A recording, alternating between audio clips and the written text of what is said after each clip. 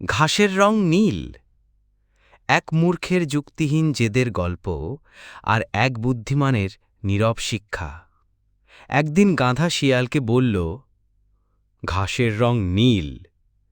শিয়াল হেসে বলল, না ভাই, ঘাস সবুজই হয়। তর্ক শুরু, চোখ রাঙানি, কান ঝাঁকানি। শেষে দুজন ছুটে গেল জঙ্গলের রাজা সিংহের কাছে। গাধা তো পৌঁছেই চিৎকার, মহারাজ, বলুন না, ঘাসের রং কি নীল না? সিংহ বলল, হ্যাঁ, ঘাসের রং নীল। গাধা নেচে কুঁদে বলে, দেখলে, আমি ঠিক বলেছি, শিয়াল শাস্তি পাক। সিংহ তখন ঘোষণা করল, শিয়ালকে 1 সপ্তাহ চুপ থাকার শাস্তি।